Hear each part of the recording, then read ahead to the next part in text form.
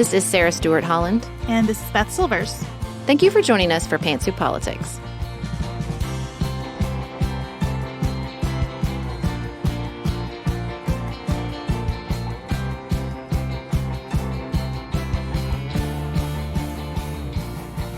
Thank you so much for joining us at Pantsuit Politics, where we take a different approach to the news. And the news is pretty newsy right now about itself. This is going to be a very meta conversation today.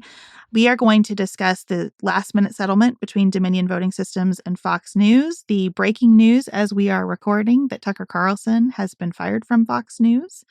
And before that, we're going to talk about the Supreme Court and President Biden's decision to run for re-election. We always end our show talking about what's on our minds outside of politics. And for a significant percentage of the Pantsuit Politics team today, that is Taylor Swift's Eras Tour. So you'll get to enjoy that at the end of the show. And a significant percentage of our listeners, if my Instagram DMs are any indication over the weekend. We are going to be at the Allen County Library in Fort Wayne, Indiana tomorrow. We love getting out on the road to meet all of you and see your parts of the country. And we're really proud of the feedback we hear after we visit schools and organizations and communities. The president of Maryville College, Brian Coker, said that we are incredible listeners and that we were very attentive to the questions and perspectives of the students and community. We have 3 spots left for this fall and are now booking for 2024 as well. So if you'd like to bring us to your community, please reach out to Elise at hello@pantsuitpoliticsshow.com or through our website. Up next, we're going to talk about President Biden's decision to run for re-election in the Supreme Court.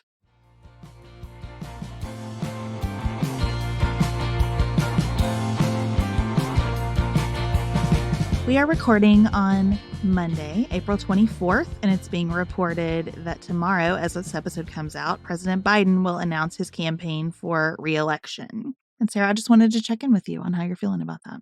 I'm feeling good. I'm in that New York Times article about the Democrats, how they all became comfortable with the re-election. I'm in that group. I've become comfortable with the re-election of Joseph Robinette Biden. Would you like to say more about that? How much time do we have? I thought this was a quick thing. No, I just think that he has proven himself up to the job between the quick trip to Ukraine and the trip to Ireland and the hopping around the country promoting all the manufacturing investment. I just sort of had to give myself a pep talk and say, I have some ideas about aging, but I don't know Joe Biden and I don't live in his body. And if he thinks he's capable of it, I think he's shown himself to be an outstanding president. And I'm willing to trust him that he is accurately making that assessment. And if he thinks he can do the job, I have nothing but the performance of the first term in front of me. And I've got very, very little criticism. So I'm happy to give him another chance. I think he's done a nice job. I think he's a good president. I don't agree with everything he's done, but I'm never going to for any president. No one should. It's not the way our system works. It's not the level of decision that makes it to the White House. I still remain worried about this. I think the Democratic Party has a number of people who could be very natural successors to Joe Biden. And I worry that there's some groupthink going on about how he has earned a second term, about how the public will only accept him. There's a really great piece in The Atlantic today. It's actually about Dianne Feinstein. When you're talking about older people in positions of power, when you tip from the point where it's a really good thing because they have experience and wisdom amassed over a long time into a space of, I can only do this. No one else can do it the way I can.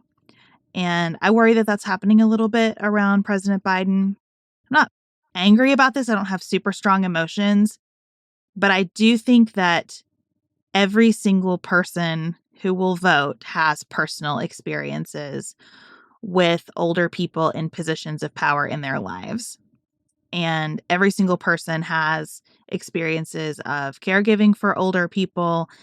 And I worry that there's some magical thinking going on about how voters are going to respond to someone who's 80 now before campaigning has started. The only piece of his performance from the first term that I would specifically call out as indicative of how the next 4 years might go in a way that concerns me is the fact that he doesn't interact with the press.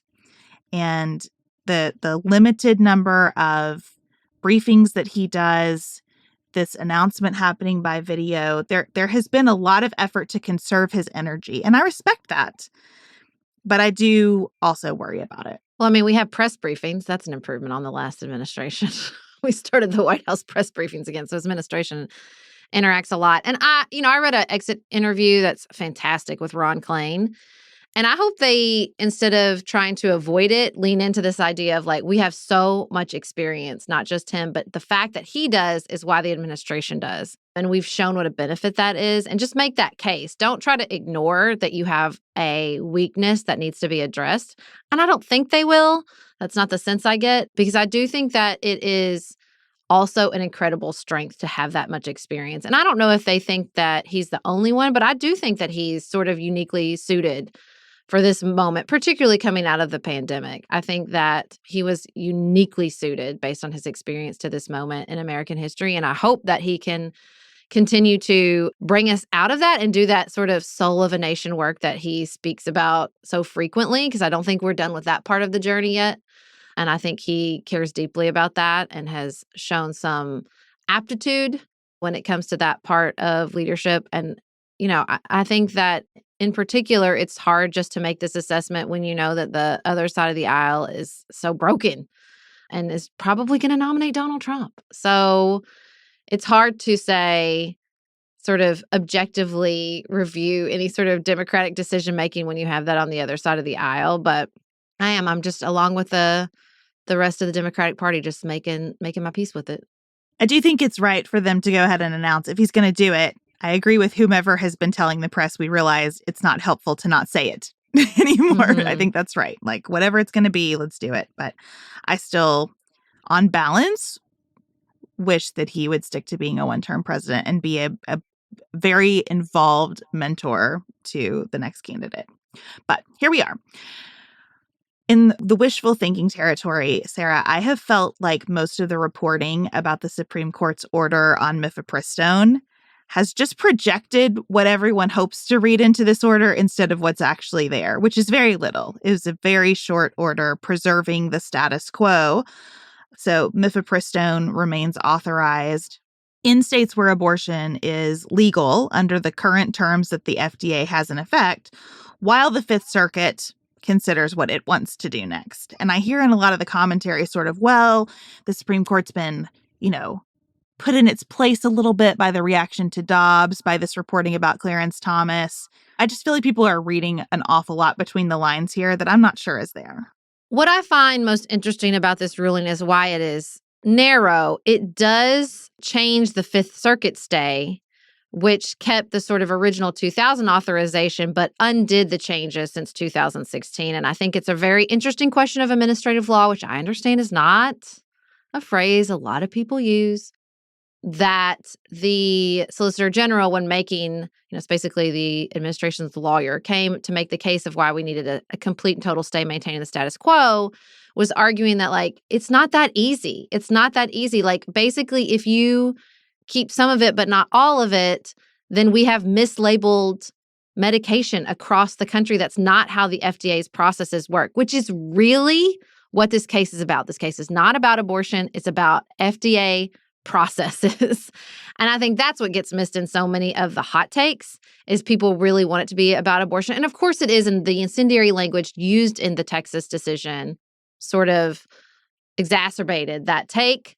But it's, to me, in a way, it is a continuation of the overturning of Dobbs, in that they're trying to make a moral case and they created chaos, legal chaos. This is what we said in our initial analysis. This is going to be a disaster. And this is just one manifestation of that, as manifested through FDA administrative procedure. But there will be more. There will be more. And I just love that Sam Alito's argument in his dissent was basically like, yeah, but the FDA doesn't have to enforce its rules. Like, it could just ignore them if it doesn't want to. Like, that's really, as a Supreme Court justice, that's your argument, is like, but they don't have to. Okay, cool.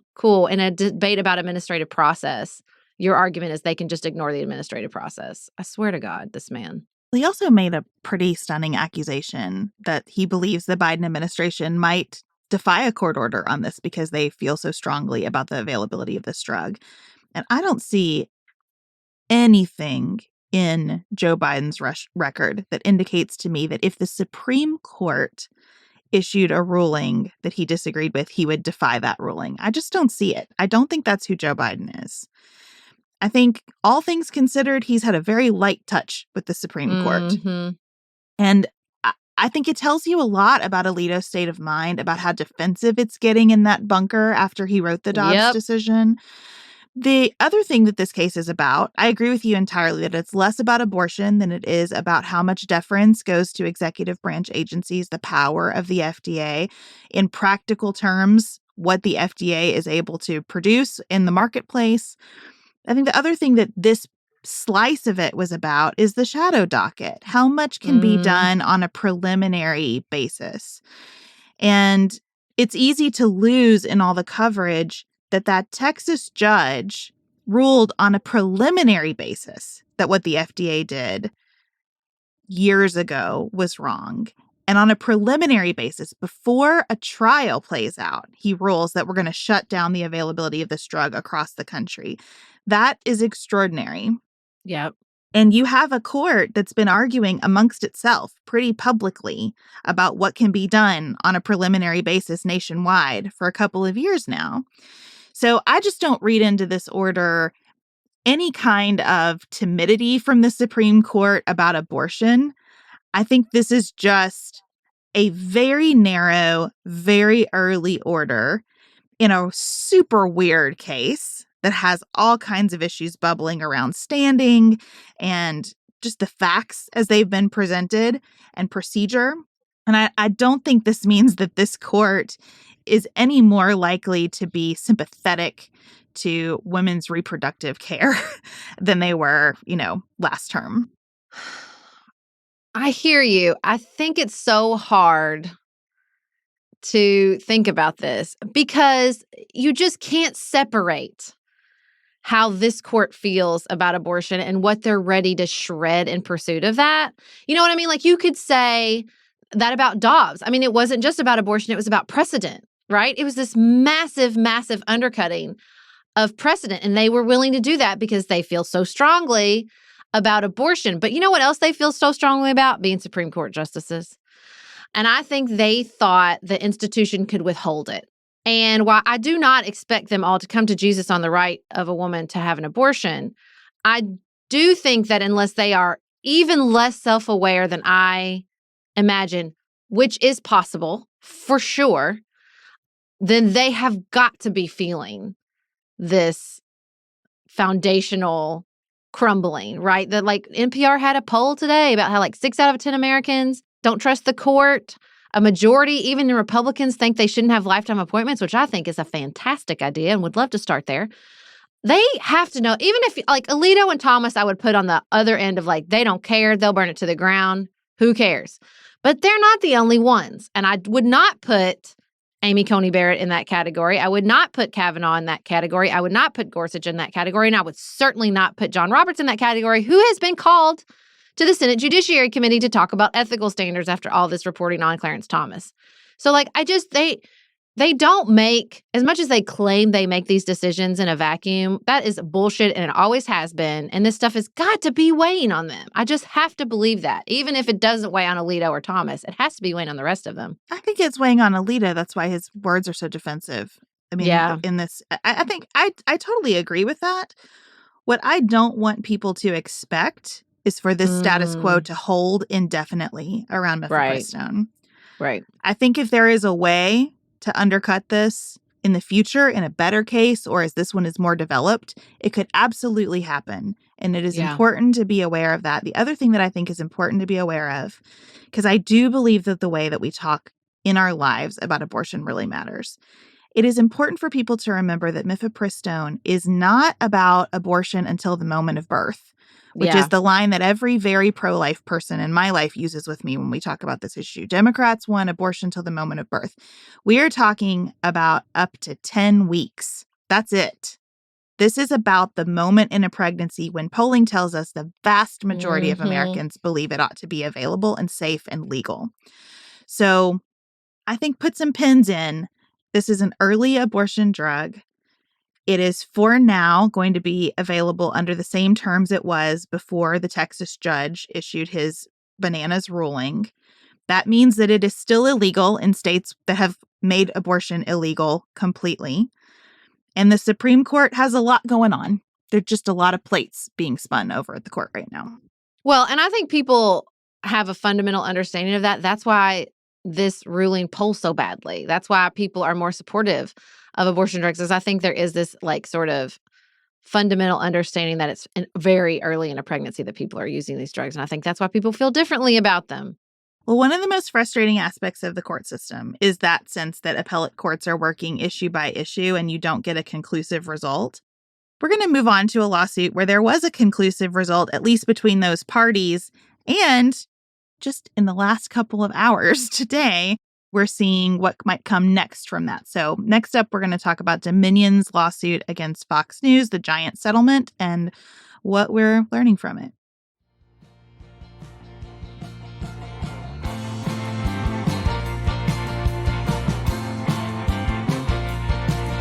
So last week, Dominion Voting Systems settled its defamation case against Fox News.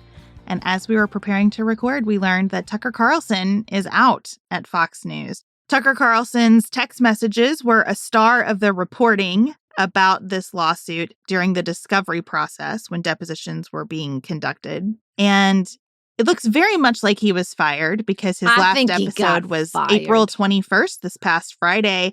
And if you watch the end of that episode, he certainly sounds like a person who intended to be back in his chair on Monday.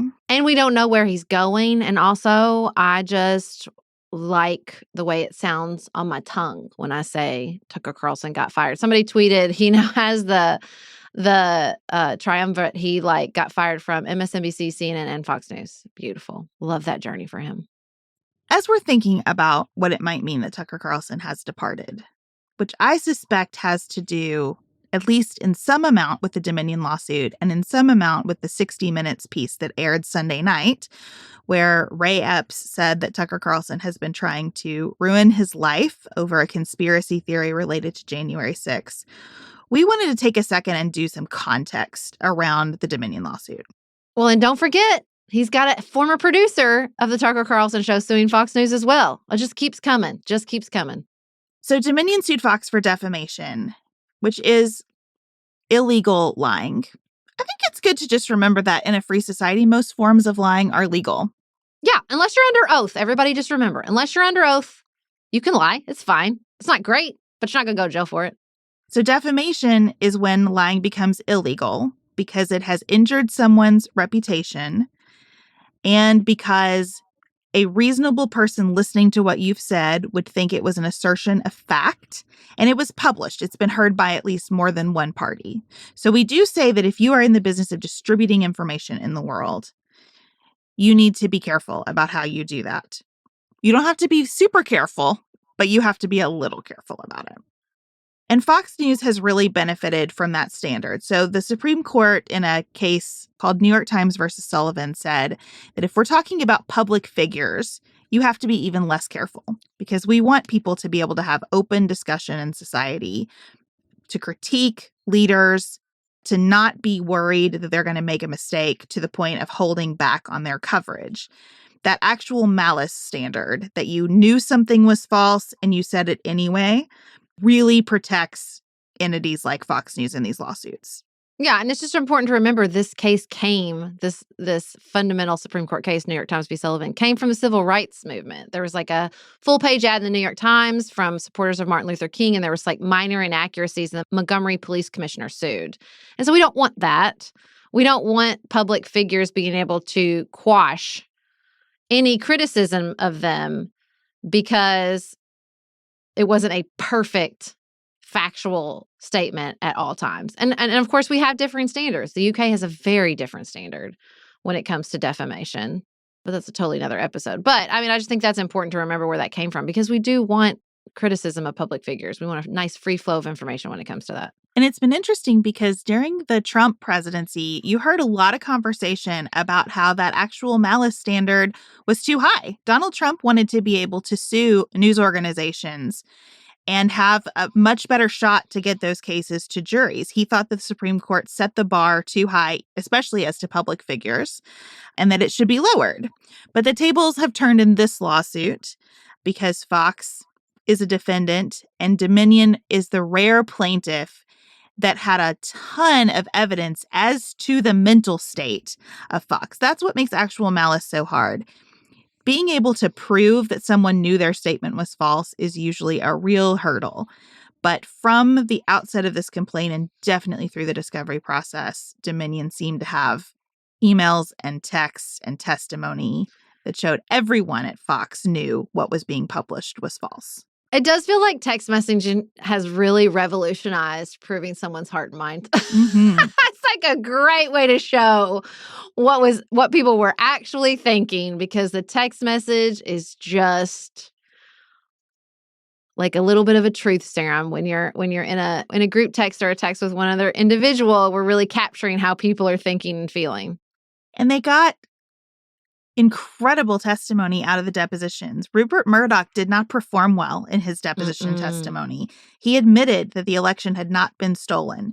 He said he had told top executives at Fox that prominent hosts should acknowledge Joe Biden's win. He admitted that Lou Dobbs and Jeanine Pirro were endorsing false claims of election fraud.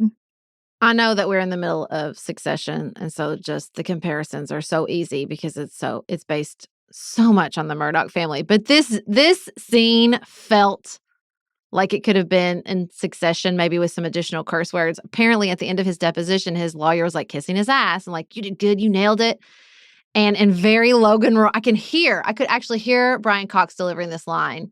He pointed to Dominion's attorney, Rupert Murdoch did, and said, "I bet he feels differently." And the Dominion attorney responded, "Yes, sir, I do." So, like, I just love that he saw that and articulated it. And I do think it's really important as we're talking about these text messages, like they had to prove two different things. They had to prove that the election was not stolen and all this stuff they were saying about Dominion was false. And then they were going to have to prove this actual malice, that they said all these false things with actual malice.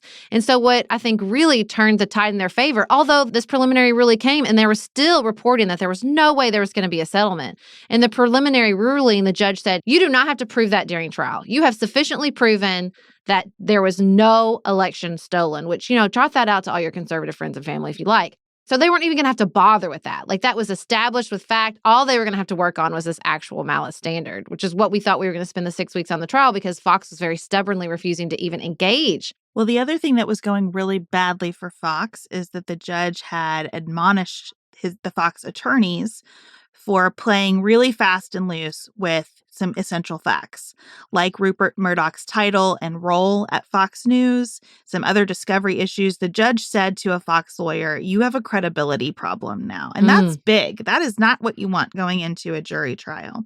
But the jury was seated and the judge left the room and everybody was waiting.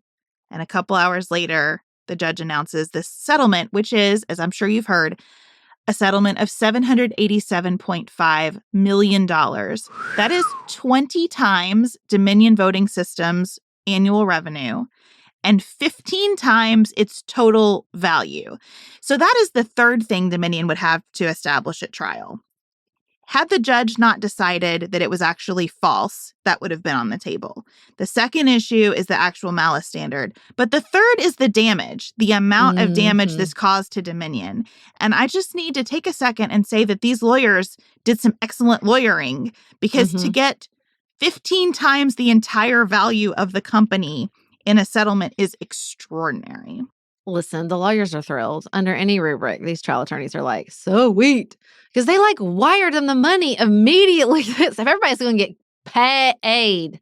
Really, really paid. And good for them.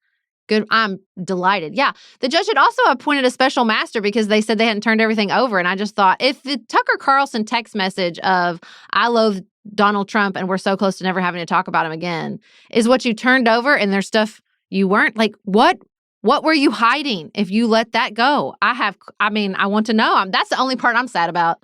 I think, as far as the settlement, if I was Dominion, I would be thrilled, and I think the rest of us should be too. But I would have loved to see what that special master could have turned up. Well, you might get that opportunity because Fox isn't done being sued.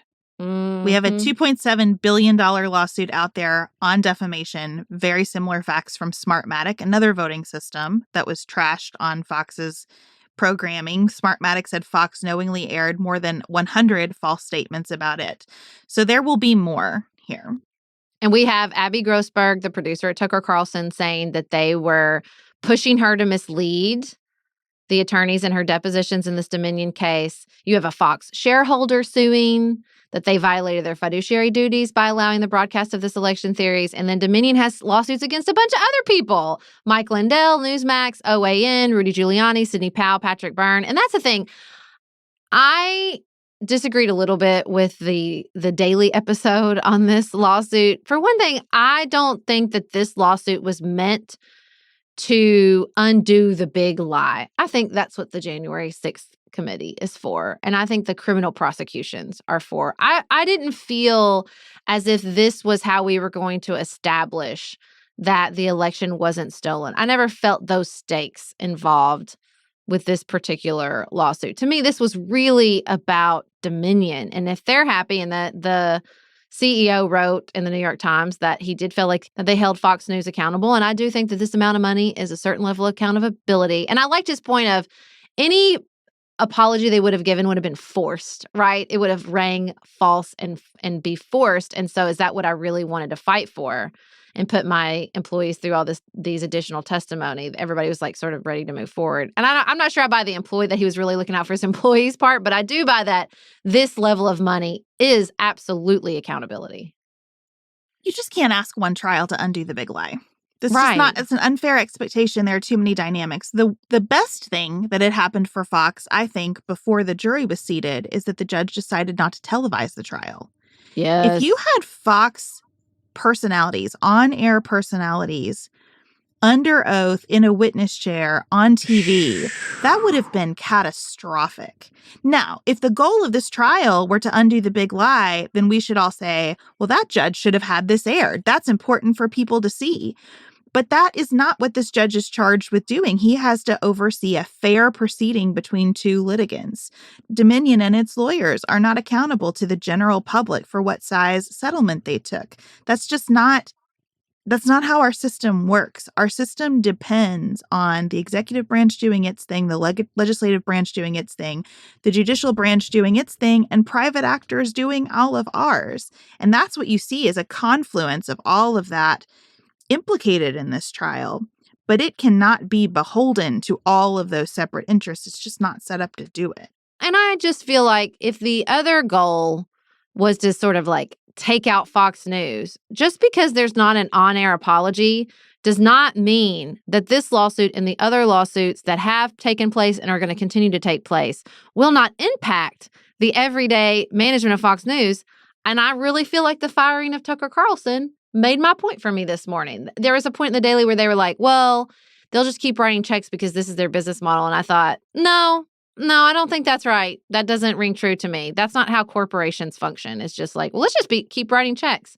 Like, no way. They lay off people to save like 5%. You don't think 20% of their cash reserves in one lawsuit when there are many, many more coming matters? Yeah, I understand some of the cynicism. I understand that Fox has a lot of money. I understand that Rupert Murdoch has written a lot of really big checks over time to a lot of different people over defamation and harassment and a host of issues.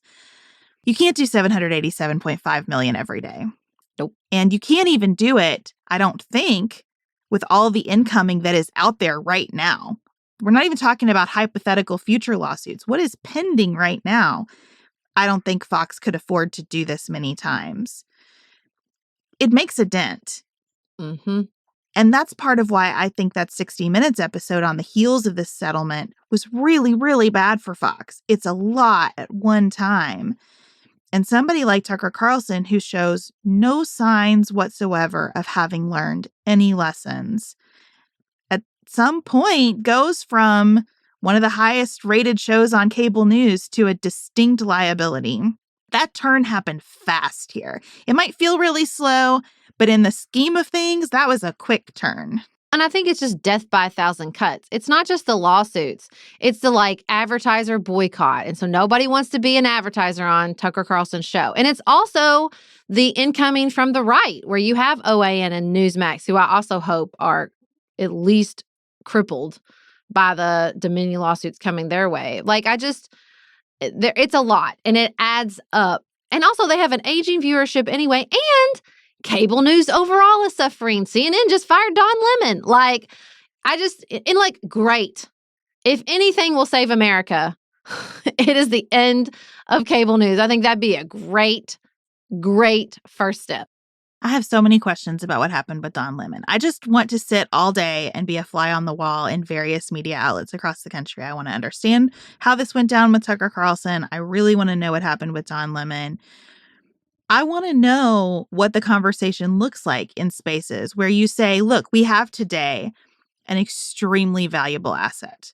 Even damaged like this, Fox is an extremely valuable asset. This is another excellent Succession parallel. Mm-hmm. They talk a lot about whether their news network should be part of this unfolding deal and what is the value of this news network when it's built on something that feels like the past but is still very present and creates a lot of cash in the very present. I don't think that cable news necessarily has to be destroyed or even fundamentally transformed to improve our democracy. I think in some ways that would be too little too late, because it and talk radio for so long have sown the seeds of where we find ourselves in relation to the political parties and each other. But I do hope that at least we're sending a message that a free press comes with responsibilities. We don't want the government controlling what the message is, whether that is a false message or a true one. We don't want the government controlling that message.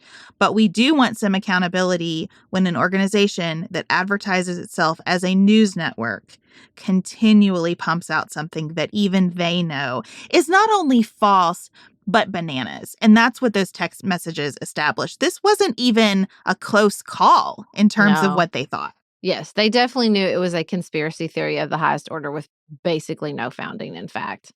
And there should be repercussions for that. And I call 700 plus million a hell of a repercussion. And again, we're not done. They're not done. It will be interesting to see who they fill Tucker Carlson's time slot with. It will be interesting to see if there's any changes to the approach, because the other thing that is very clear from those depositions is that they are terrified of their own audience. They feel beholden in ways that are ethically problematic to their viewership, and are unwilling to tell them any sort of hard truth, and fire the people who do, as we saw when they called the election for Joe Biden, and particularly when they called Arizona for Joe Biden. So I think that is where we'll really see the rubber meet the road, is if the sort of editorial content changes at all. I wouldn't say I'm hopeful about that, but I think if they want to maintain any sort of relevancy, if they just don't want to continue to build in, 20 to 30% for settlements into perpetuity, then I think they might want to consider that. The other piece of cynicism that I understand and also want to push against is we will hear from listeners who say, even this won't change the level of trust my family members have in Fox News. And I've heard a lot of that in the commentary over the past couple of days. Like, the viewership wants what it wants. They don't care if it's true or false. They just want to be fed the line that they believe in. And maybe that's true, but I don't believe that impedes progress. I don't believe that renders the rest of this meaningless. Don't judge the success or failure of the Dominion lawsuit or the way that we are slowly reckoning with the 2020 election by the person in your life who likes Fox News. Just don't let that be the metric. They might like Fox News until they die. They might swear by it until they die. And that's frustrating and it's hard, but it doesn't mean that good things aren't developing in sort of the big picture of how our society views these events. Next up, we're going to talk about Taylor Swift. And it feels like a really natural and important transition to bring up her song Karma, which I can't play because I can't pay Taylor Swift, but y'all know it and sing it along as we wrap up this conversation about Fox News.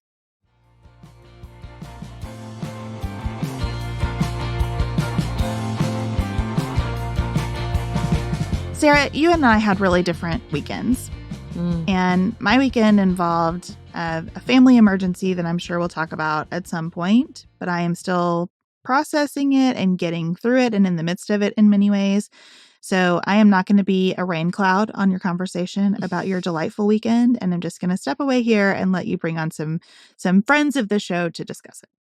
I have invited Maggie Penton and Ashley Parrott Murray, two incredibly important members of the Pantsuit Politics team, here to discuss the one and only Taylor Swift's Eras Tour. We have the entire spectrum.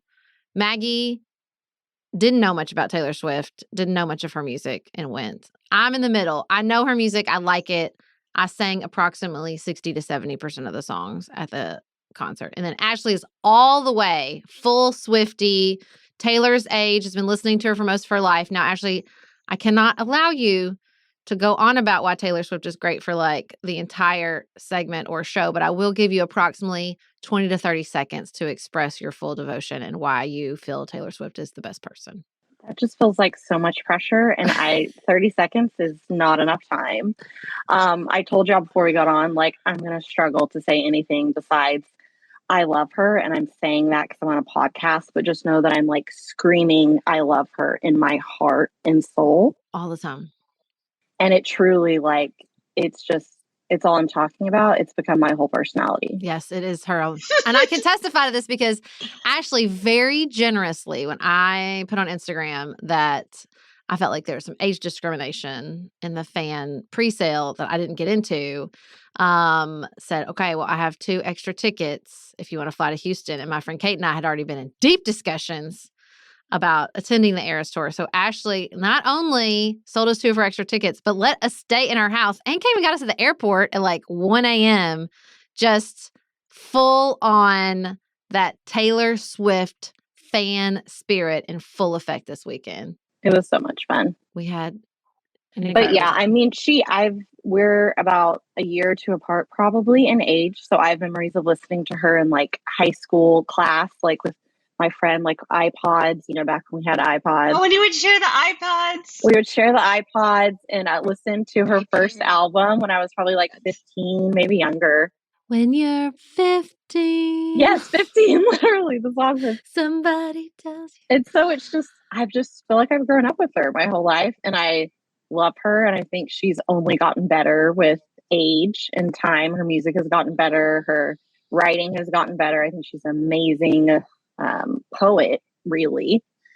And I don't know. I have immense respect for her as a person. And very devoted. You spent 8 hours getting these tickets. Now, Maggie, how did you end up at the Eras Tour? Well, so Elise, who is not here, I feel like it's maybe wrong that Elise isn't here because she's the true Swiftie on our team. The problem is she's not seeing her for like 3 more months. That's true. Yeah, she's going later. But she told me about the pre-sale, and I was like, well, that sounds like fun. And she has a show that I went to in Tampa, and there was another one in Atlanta, and it's like close to my friend's birthday. And I was like, I would love to go with her. And so I was like, sure. And so I signed up for the pre-sale, and then I got the tickets, and there are Swifties in our audience who have not been able to get tickets. They are hearing this story, Maggie, and we maybe shouldn't have given them identifying information like your last name. I had a lot of time that day, and I just happened to be on the computer all day. So it wasn't any trouble to wait in the queue. I feel like, what is that movie, Legally Blonde, where she like talks about getting into Harvard Law School, and she's like, wait, what? Is it hard? It's like hard? I love it so much. And that sort of was my attitude. Like, I was really into her Fearless album. I loved Love Story in law school. I was like way past that stage of life, but I fell hard for that album. And then I'm just going to be honest, I kind of fell out with her for a little while. It was so different from where I was in my life. And I really have to identify sort of with what they're singing about to a certain extent. Now, I can go back with Olivia Rodrigo and revisit my younger heartbreak in like 2 hot minutes. But so I kind of was like, I got married when I was 21. So this like single life Taylor was like not speaking to me, you know what I'm saying? And then I've sort of like fallen back into step with her and folklore, and Midnights I think is fantastic. And the main thing is I just like a scene. I just really like a scene. It's why I hate football, but I had a great time at the University of Alabama football game. Like, I just love a scene. And let me tell you, this was a scene. First of all, I have made it very clear that I like to attend things where costumes are required. The costumes, the Taylor Swift couture, I have never seen so many sequins in my whole life. My friend Kate, who went with me and Ashley's friend Katiana, we got there and she goes, I wish people dressed like this every day. Like, and it's true. It was just incredible. It was like, I felt like it was like going to a sporting event, but it was like all one team. It was like the best. In my DMs called it a poor man's Met Gala, and I about died because that is the most accurate thing I've ever heard in my whole life, a poor man's Met Gala. I mean, people were like decked. I was decked out. I wore a full sequin jumpsuit with a sequin corset on underneath it. I loved it. I loved Ashley your had outfit. on sequins. We all had on sequins. Ashley, you're the one who, like, you texted me. You're like, here's my outfit. And I was like, wait. I need an outfit? Hold on. I know. I was like, well, I don't know. I've seen her before. So this is the third time I've seen her. I saw her in Reputation, which was her last tour. And then I saw her during Fearless, I believe, when I was much younger. And I didn't, even Reputation definitely has a style, obviously, but I didn't necessarily like dress all the way up for those tours. But with this tour's theme being eras and all the different eras of Taylor Swift, which look so different and sound so different, which is why I think really the tour is so great. True. Yeah. It was kind of like, wait a second, this is kind of fun. We could kind of choose which Taylor we want to be, what style we like. And of course, it's like, well, it's an opportunity to like dress up or just dress differently than you would normally. And yeah, of course, I sent it because I was like, I guess I didn't know if you had heard of it, Sarah, but I knew that if you did, that you would be getting. The second I was like, oh, well, okay, let's do this. I'm in. I'm all the way in. Watching the people walk in, me and my friend who I went with, we were like, any single one of these people could be the performer tonight and I would be satisfied. It's such, well, listen, she came correct. It's not like she wore one costume. She wore like 20 costumes. I love a costume change. And that's definitely the most I've ever seen at a single concert. I mean, it's a very long concert. She's at it for 3 hours. It's incredible just how long it is. I mean, I guess it makes sense. We're going through all the eras. There's like 10 albums or something. So just the length of the concert and how long it took her and the changes. I love all of it. Just I will say the visual component of this concert is like nothing I've ever seen. Just incredible. I almost never like have these questions, but I have questions like, how is she this fit? Like just vocally that fit? Like 3 hours of constant singing. Like I feel like she must have been lip syncing a little bit. Like it was 3 hours of singing. And she does them like 3 times in a row, 3 in a row, because she added all the dates. You know, like when she finally sat down on that little house, I was like, God, I'm so tired for you. I was so tired for her. But also I want to know, like, what is like her like physical fitness? I'm sure that she has like all of the best trainers, but like when she's done, does she just like go into like a hot tub or a cold tub or like? I mean, the stage itself is so huge. When she crosses it like widthwise, she is in a dead run and it takes her 20 seconds. It's huge during the width part of that, like part that comes out into the audience. That part is so huge. And just the energy of, we were at Energy Stadium, 72,000 people sold out 3 nights in a row. I texted my husband and I said, she is making so much money and good for her. Like, I did some rough back of the napkin math and I had at the concert, literally. At the concert, yes. While we were waiting, because I was like, okay, 26 dates. And see, I had the wrong dates because now there's 52, 57. I mean, it's estimated like $500 million. Like that's after expenses. It's mind blowing. And when she came out, and I just like that she owned that. Like when she came out and 72,000 people were screaming her name, dressed up for her, went to all this effort, and she was like, you make me feel powerful. And I was like, that's right, girl. That's the right word, and that's the word you should use. I know words are your thing. That's it. Don't do this like I'm this every woman. No, you are dominating. Own that. I'm so happy. She kissed her bicep. It was so cute. She was like, I feel powerful. I was like, you should. You absolutely should. It's so true. And I feel like people are asking me, well, is it the best concert you've ever been to? Which when people ask me that about tons of shows, and first of all, I feel like that's a really hard question to answer because shows are so vastly different. Yes. It's like comparing, apples and oranges or whatever. But like you said, it's a 3-hour show, a 3-hour set, which is incredibly uncommon outside of like maybe like Garth Brooks or something. Bruce Springsteen has a reputation for this, but he's even too old for that now. His have gotten shorter. Yes, people pointed that in some comments of something I saw. But even that is hard to compare to this because it's Yeah. just incredibly different than what that show would be. We're not getting 10 costume changes with Bruce Springsteen. You know what I'm saying? I said, I don't know, but it's the most fun I've ever had. Yes. Like, I had so much fun. I was just impressed by the set design and just so many like cool effects and these like, and I, unlike Ashley and Kate, didn't know what was coming at every second of the concert because I like to be surprised.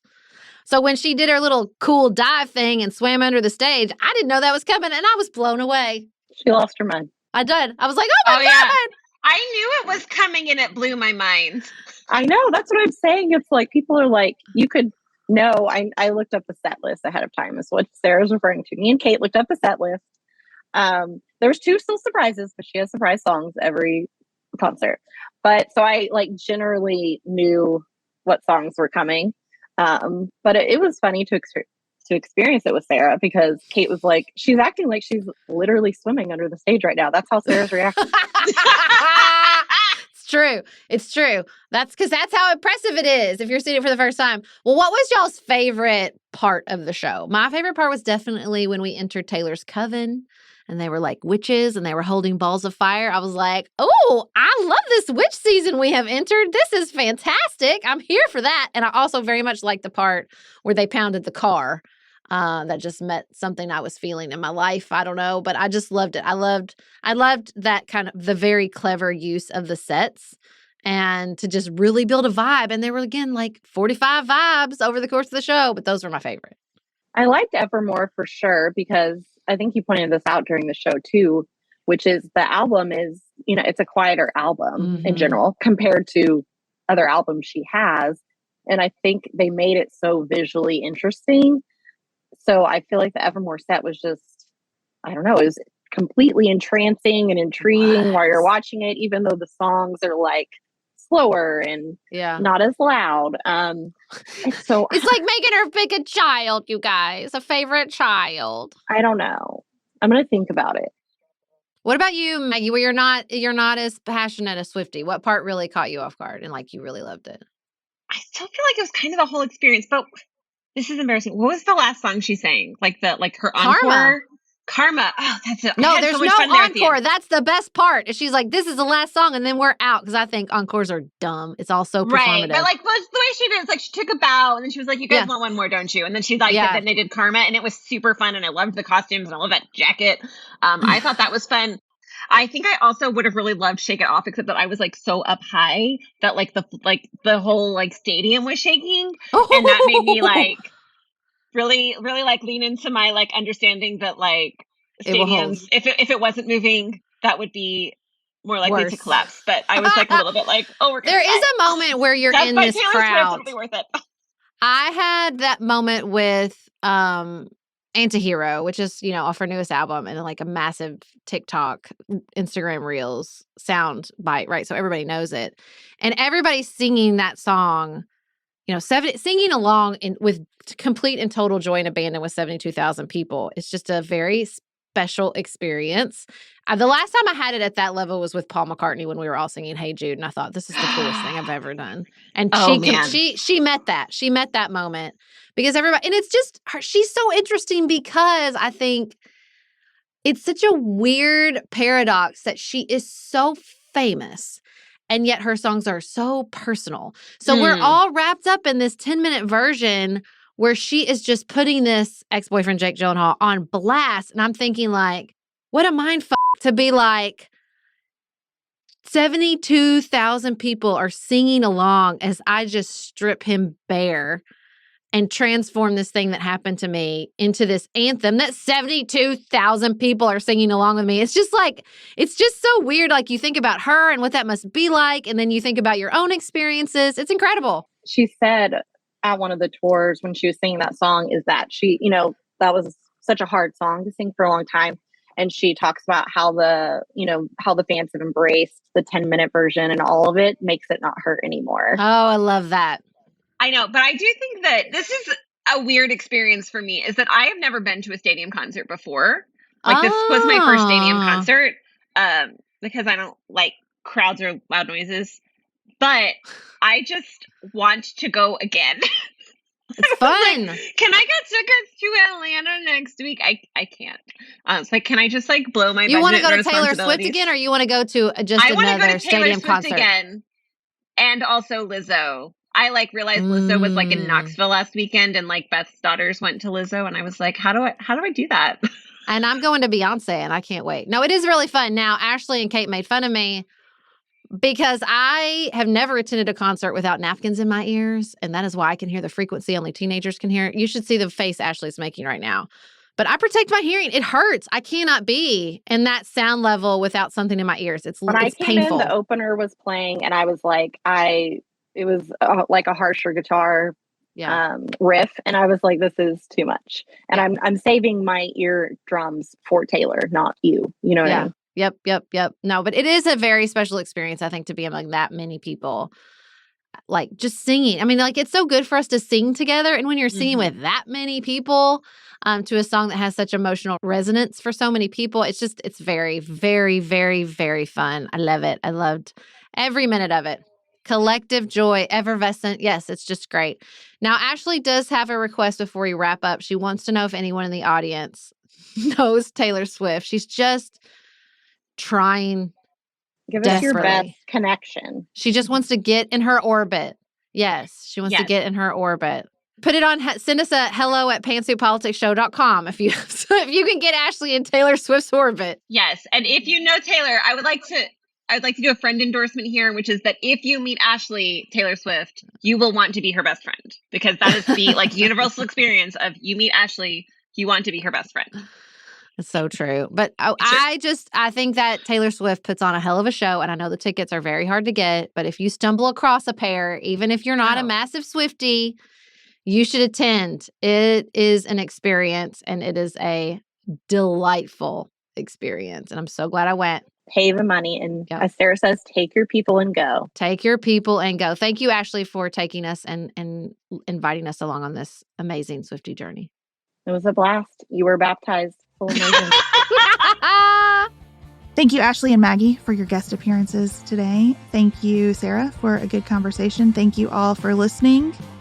We are looking forward to seeing some of you in Fort Wayne, Indiana this week. And if you'd like us to come to your community, please do reach out to Elise to learn more about that. We'll be back in your ears on Friday.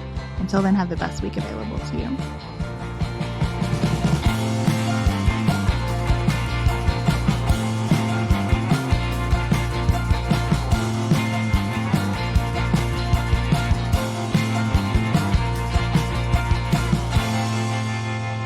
Pantsuit Politics is produced by Studio D Podcast Production. Elise Knapp is our managing director. Maggie Penton is our community engagement manager. Dante Lima is the composer and performer of our theme music. Our show is listener supported. Special thanks to our executive producers: Martha Brunitsky, Allie Edwards, Janice Elliott, Sarah Greenup, Julie Haller, Helen Handley, Tiffany Hassler, Emily Holiday, Katie Johnson, Katina Zuganellis-Kasling, Barry Kaufman, Molly Kors, Catherine Vollmer, Lori Ladow, Lily McClure, Linda Daniel, Emily Neasley, The Hutchins, Tawny Peterson, Tracy Putoff, Sarah Ralph, Jeremy Sequoia, Katie Steigers, Karen True, Annika Uvaline, Nick and Elisa Vallely, Amy Whited, Emily Helen Olson, Lee Shea McDonough, Morgan McHugh, Danny Osmond, Jeff Davis, Melinda Johnston, Michelle Wood,